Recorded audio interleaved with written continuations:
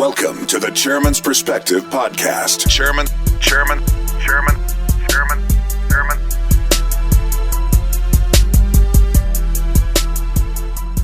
Welcome back to the Chairman's Perspective, where we keep you informed on all things Shelby County. I'm your host, Van Turner Jr., along with my co-host, DC. Yes, sir, right here. And on today's show, we go all in. I'm giving you my perspective, so don't go anywhere. We'll be right back right here on the Chairman's Perspective, powered by the KUDZUKIAN Network. The Chairman's Perspective on the KUDZUKIAN Network. R&R on Sports is proud to be on Sirius XM. So what's R&R stand for? Real talk and relevant sports issues. It's racial and relative. We're brothers from the South. We can relate. R&R on Sports on the KUDZUKIAN Network. DC, I'm going to trade seats with you today. Is that okay? What we gonna do now? What we gonna do? I want to give the listeners my take. Is that okay? Yes, sir. That it wouldn't be Chairman's Perspective without it. The governor of the fine state of Tennessee has done something. He signed a proclamation I got a few days ago, and he said that it will be known as Nathan Bedford Forrest Day. Come on, Mr. Chairman, what's your take on that? He said that, and then he came back and said that he would be willing to work to undo the bill which says he, as governor, has to proclaim Nathan B. Forrest Day every year.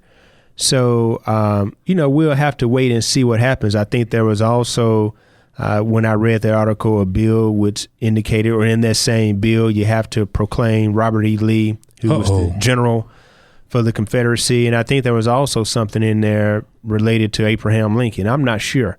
But what I think is, the governor wants to do the right thing, if that's the case, and if we take what he said afterwards. And I think he just has to have the will power to do so. I believe he knows that it is wrong to sit here and honor the first leader, grand wizard of the Ku Klux Klan. I think it's wrong, and he knows it, for us to sit here and honor a man who made his millions from trading slaves. You get Senator Ted Cruz out of Texas. Mm-hmm. Now, when Ted Cruz says something wrong, Mr. Chairman, right, something wrong in the state of Tennessee. Am I right? Come on now. I think that's right. I mean, if you look at the history of the Ku Klux Klan, and they've hated everybody. Yeah. I think Senator Cruz may have some Latino ancestry, so they've hated on everybody, whether you were of Jewish descent, whether you are Catholic, whether you are African American, whether you are gay. The Ku Klux Klan and these white separatist groups have, hated you. And they've indicated that because you are what you are, you practice the religion that you practice, you are beneath them, and you don't deserve to be a full-blooded American. So it is un-American to proclaim a Nathan B. Forrest Day. Wow. It is un-American to do so. The governor knows it, and he's trying to reconcile that issue. And it's tough, I know. He, of course, had the Confederate garb on. He apologized for that, if you recall that. He sure did. I remember that. And so, it's tough because he wants to get reelected. And so there's a certain portion of his base which supports all of these crazy things. But what you have to do is be a leader, and you have to tell that portion of the base, look here, y'all need to grow up. Y'all need to know that Tennessee, if we are to be a great state, we have to be more accepting. We have to make sure that we are forward-looking and looking in the back, honoring the Confederacy, honoring the Ku Klux Klan is not what we want Tennessee to be known for, and it's time to move on. And hopefully he will do what he said he wants to do, and that is to get rid of that bill that honors Nathan B. Forrest. And, we were talking about Nathan Bedford Forrest, but there's so many others out there, like you just said, General Lee, and that's why I'm glad on this particular show, the Chairman's Perspective, you get an opportunity to kind of tell people what you think. And I want to go back to that old South thinking. We got this mentality where, and you see it in our country, you see it on the national news media, where we're arguing back and forth, we're yelling at each other. And has that old South mentality kind of crept back into our way of doing things right now, in your opinion? Well, I mean, you have the president telling 4 duly elected brown women to go back home. And so when you look at it from the top down, we have issues. We have significant issues. When you have the president saying these kinds of things and the representatives whom he speak of have been here longer than his wife, the first lady, I mean, you have to question, where is he coming from? You see the chants of hatred. Yeah. I mean, is this... Send her back. Send her back. Yeah. Is this 2019 or, 1950? Yeah. So I think that, when you see that atmosphere created by the president, others are going to fall in line because they feel as if they have permission to be racist. I mean, let's just get right down to it. And let me bring it home. Let's talk about Big Shelby. Let's talk about Shelby County with regard to you're in the law and you've done a lot of other things in the private sector as well as in the public sector. Have we, in just your estimation and what you've seen over the last few years, are we getting there? Are we trying to turn the corner on what our city's been known for in the past? One that was built on cotton and one that was built on commerce on the backs of poor and black people. Do you think we're making a shift at some point? Have we gotten to that area yet? In the law, I can see the change. When I first began practicing law in 2002, 2003, there's been a change, I would say, from the court being filled with just primarily Caucasian males to an array of individuals now, 17 years later, who I see going in and out of our courts. When you look on the bench, you have Judge Yolanda Kite, Judge Felicia Corbin Johnson, Rynette Hurd, Gina Higgins. That's right. You got Jerry Deborah Stokes, Henderson. I mean, Deborah Henderson. You name them. So Betty Thomas Moore. That's what I'm saying. So you have these African American and African American women judges, and women judges, period, who are serving with distinction in our courts. So I think some areas have improved, but in other areas we still see the lack.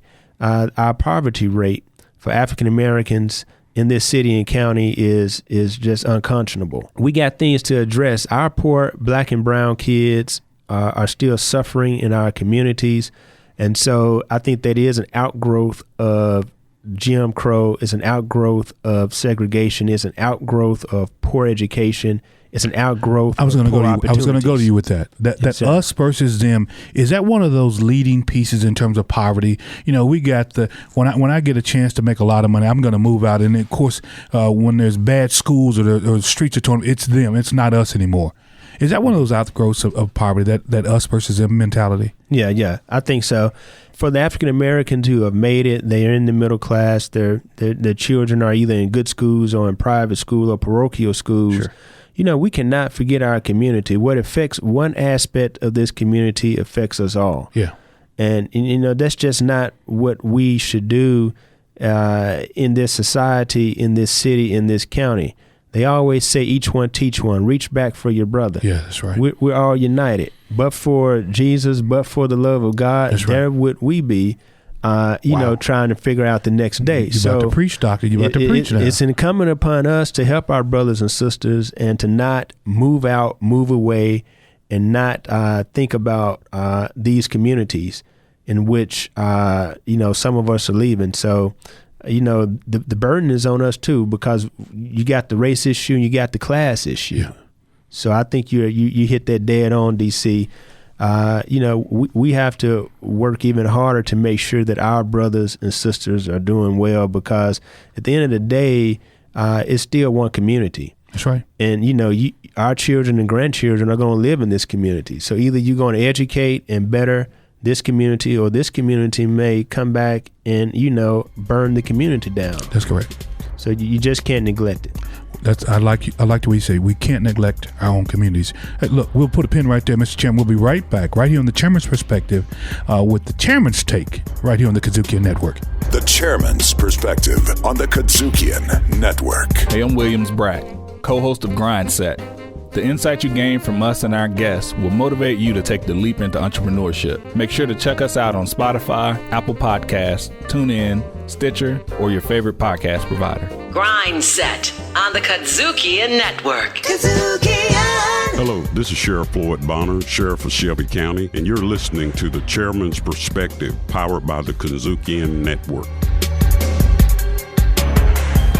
I I am DC, co-host of Chairman's Perspective, sitting here alongside the one and only Chairman of the Shelby County Board of Commissioners and the host of Chairman's Perspective, and we're getting it from him straight and unfiltered. Mr. Chair, I tell you what, you've already been off the chain, Doc. You've already been off the chain. So let me just keep you off the chain while you're there, right? Let's do this thing. I know you're an HBCU grad. I don't want to mention the small school that you attended in Atlanta, but it's on a lonely street named for, I think it's Georgia. No, not Georgia State. Morehouse. Morehouse man, University of Tennessee Law School graduate. And to go through all of that from Morehouse to University of Tennessee, our flagship here in Tennessee, and to the last week or so, or 2 weeks actually, and hear the majority leader of the United States Senate say, well, you got President Obama was elected, so now we can get past this piece about racism, we can get past this piece about reparations. You elected a black president. What is he thinking? In your terms, what do you think his thinking was?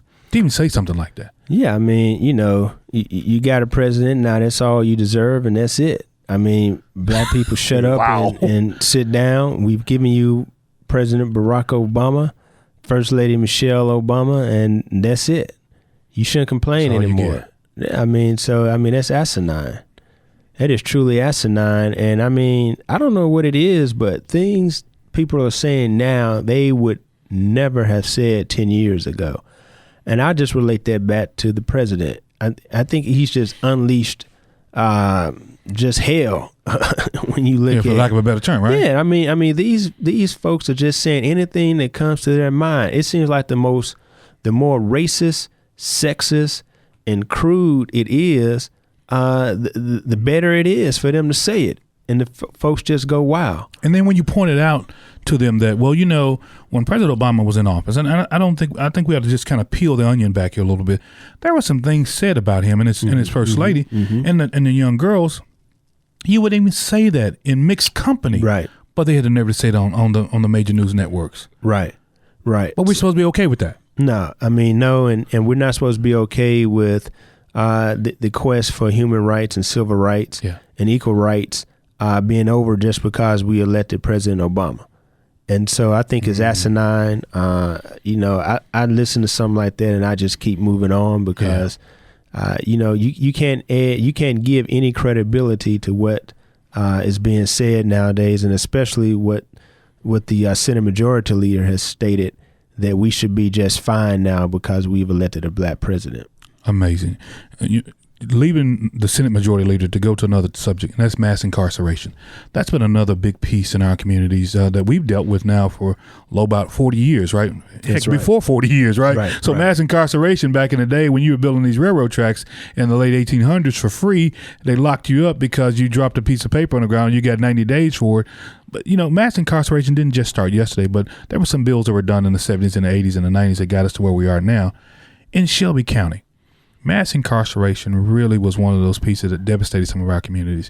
What is the commission doing, or what has the commission done to help address some of those vestiges still of what has kind of destroyed some of our families in our community? Yeah, so I want to hit it on 3 points. One is pre-K. We have to educate our young people before they begin formal education, because we are looking at the 4th grade, and that's the key grade.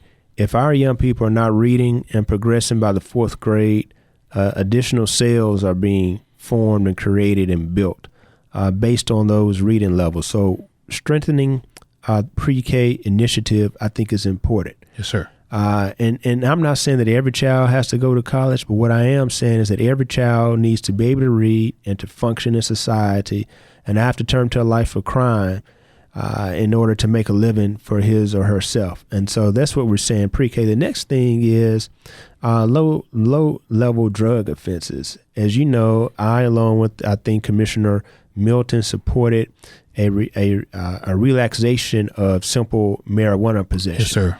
If it's marijuana possession for personal use, we shouldn't be locking our young people up in jail and giving them misdemeanors, and in some instances these can turn into felonies just for personal use of marijuana. And I think our courts are filled, our jails are filled with these minor level nonviolent offenses that when it happens, you mark these young people for life. Once their felony is on the record, it is very difficult to get jobs and to do other things in society.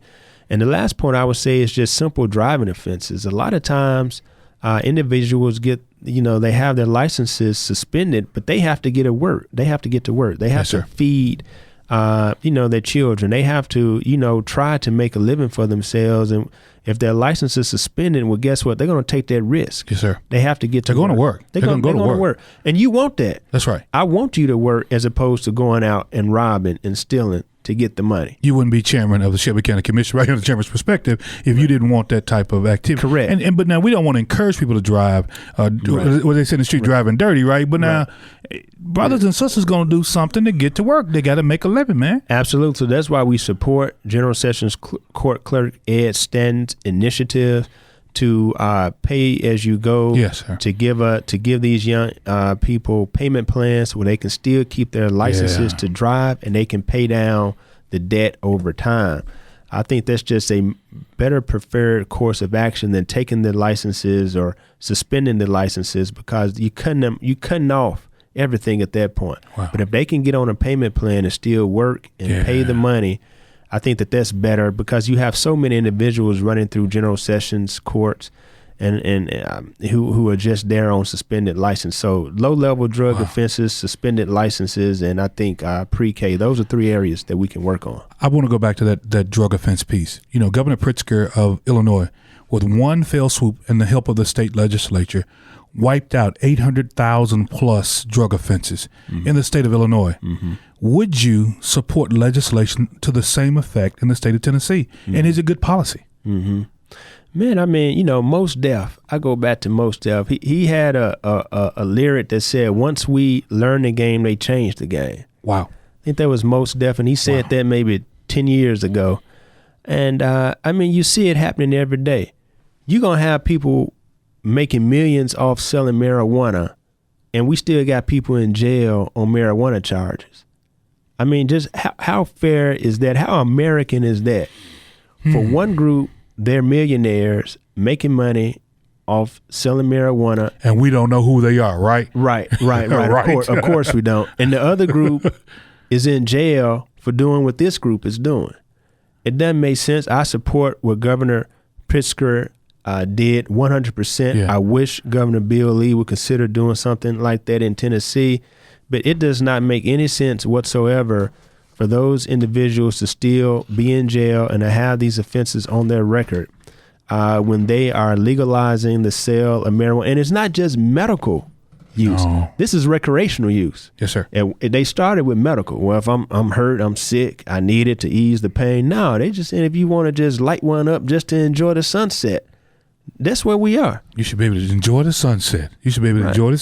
And these young individuals who've had their lives destroyed by these criminal records and who are still in jail need to be free, and their records need to be cleared. Wow. You heard it right here first. Well, you heard it on Chairman's Perspective, right, Mr. Chairman? Yes, sir. I said it, and I meant every word of it. We'll be right back on the Chairman's Perspective, powered by the KUDZUKIAN Network. Chairman. The Chairman's Perspective on the KUDZUKIAN Network.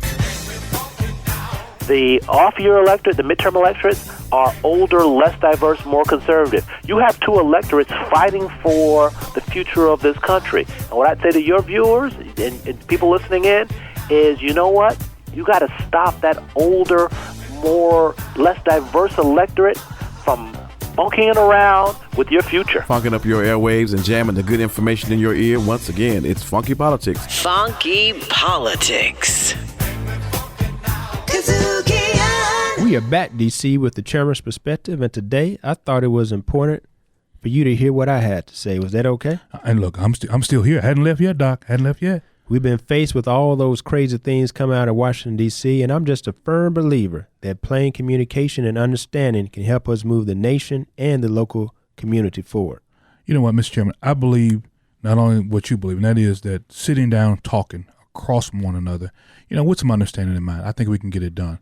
And speaking of that, since we're sitting down here talking with each other, juvenile justice. There is a serious uptick in juvenile crime, violent juvenile crime in our community right here in Memphis and Shelby County. I understand 68% over last year. What is it? what are we not doing? We've got extended library hours. We've got swimming pools open. We've got aftercare. We've got all of this. What is next, Doc? What's next? That's a good question. I think some of this is just anger management. Sometimes you just got to walk away. Wow. If you and I fought every battle, I don't know if we would be here today. I'd be dead and 6 feet up in my grave, Doc. 6 feet under right now. So sometimes, somebody step on your shoe, somebody disrespect you, somebody, like your girlfriend. That's good because your girlfriend is cute. As long as ain't nothing else crazy going on. That's exactly right. Brothers and sisters, sometimes it's just best to live another day and to walk away. Somebody cut you off on the expressway. You don't need to pull out the gun and destroy somebody's life. Or yours. That's right. Because they may be able to shoot back. Wow. And so, I remember in school, they taught anger management.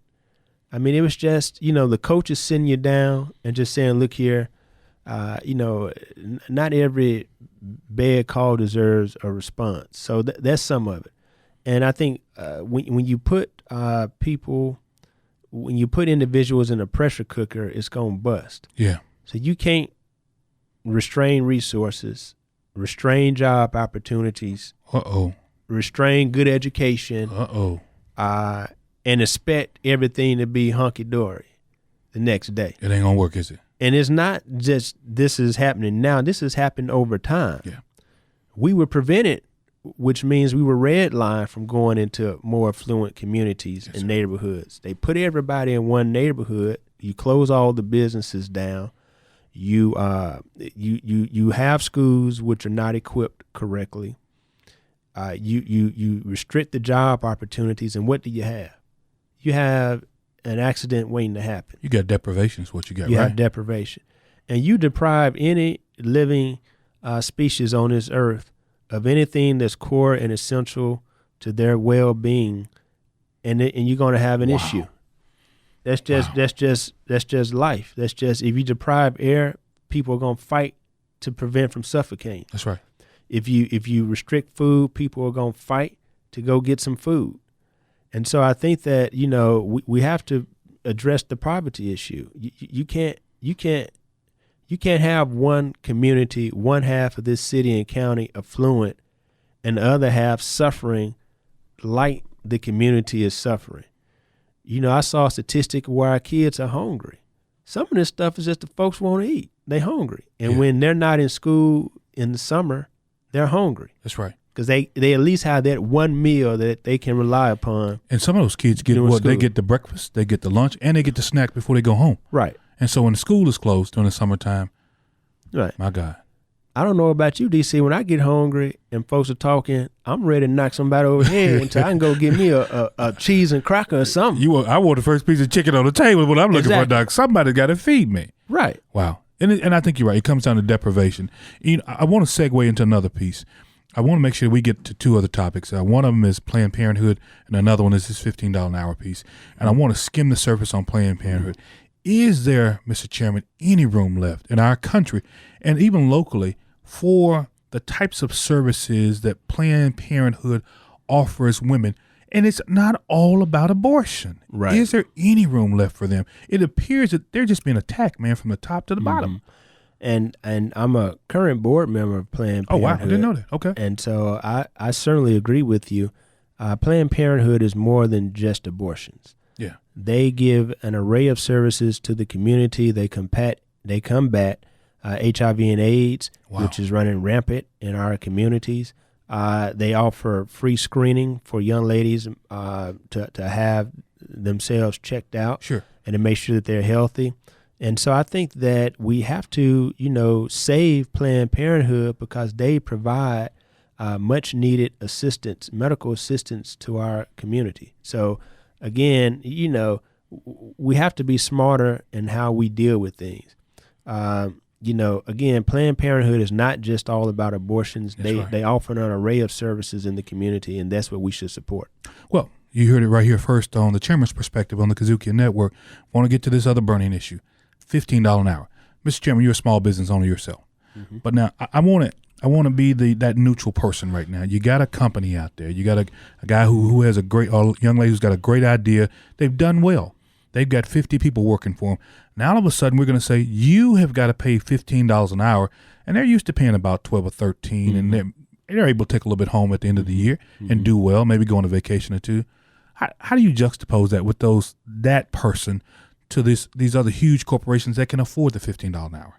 How do we do that? I think as you see with the University of Memphis issue, just put a plan in place. A plan. Right. I mean, I don't think anybody is saying go into debt trying to get to the $15 an hour, because guess what? You don't have a company at that point. That's right. I mean, you're bankrupt. Yeah. So the person that's making $12 or $13 an hour would rather make the $12 or $13 an hour as opposed to making zero. That's right. So I think that on one end, employees have to respect the fact that employers have to work up to their goal, and they have to be allowed the ability to do so without destroying the company. And on the other end, the employers have to understand that things are not getting any cheaper. Inflation is real. That's right. What we were paying for 10 years ago, we're paying more for now, and that's going to continue to increase. And the wage is still is not that far different than 10 years ago, right? And the wages have to meet, what the expenditures are saying. Sure. And it's getting more expensive. And in that case, we have to make sure that the wages are livable and that they're living wages that we're paying our employees. So I think that there is room for each side to work together.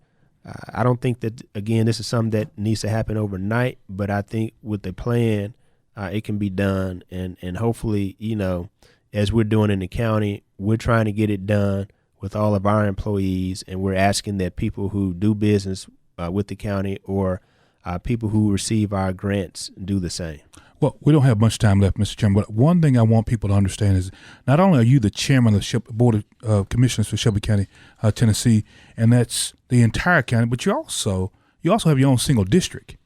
That's correct. A lot of people take that for granted. You're one level right below. Well, you're on the same level as the mayor. So if something happened, of course, the chairman of the county commission automatically becomes the mayor. I think is how it's set up, right? Mm-hmm. That's right. So is there anything that's going on in that district out there that we need to know anything about, or if there's another shout out you want to let folks know? This is your time. Shine, Doc. You got it. Well, I want to shout out to Liddell Beeman, and I really need to put the spotlight on him. He's been calling me. I need to get back in touch with him, but Heal the Hood is doing great work. Liddell Beeman sat there and rattled off the names of the street organizations that some of the kids he worked with are in, and what needed to be done to get them out of that organization, what needed to be done to prevent a gang war, what needed to be done to, resolve disputes non-violently, and he's doing it through the arts. That's why whenever he asks, I try to support him. I'm planning on giving him another grant donation this year, but Liddell Beeman, Heal the Hood in Hickory Hood. I said Hickory Hood. That's in right. Hickory Hill. Some of them call it that too, though, Doc. Some of them call it the same thing. But that's what they say on the street. But we know it's Hickory Hill, right? In Hickory Hill, he's doing the great work. He's doing the work that's going to change the hood back to the hill. All right. And I love that brother. I think he's doing wonderful work, and he's just one example of people who put it on the line. Wow. He's put it on the line. With his talents, he probably could have been elsewhere outside of Hickory Hill, definitely outside of Memphis and Shelby County, making some real money. But he's staying home. He's staying in the heart of the community. He's staying in Hickory Hill, and he's using his talents to save our kids. And I think he should be spotlighted. I think he should be supported. If you're listening to this show today, go to Heal the Hood, go to their website, check out this brother Liddell Beeman, and support this great work that he's doing in our community. Mr. Chairman, I like the way you said it. Support the young brother who's doing the work in the community. Yes, sir. Well, DC, we've had a great show. Hopefully our listeners know more about what's going on in the county, what's going on with the commission, and that's what this show is about. We want to inform, we want to transform, and we want to break through. And hopefully our listeners appreciate what we're doing here on the Chairman's Perspective. And we'll see you again next time on the Chairman's Perspective, powered by the KUDZUKIAN Network. The Chairman's Perspective Podcast. Executive producer, Shelby County Commission's Van Turner. Hosted by Chairman Van Turner Jr. and Darrell DC Catron. Recorded at KUDZUKIAN Studios. Directed, produced, and distributed by KUDZUKIAN.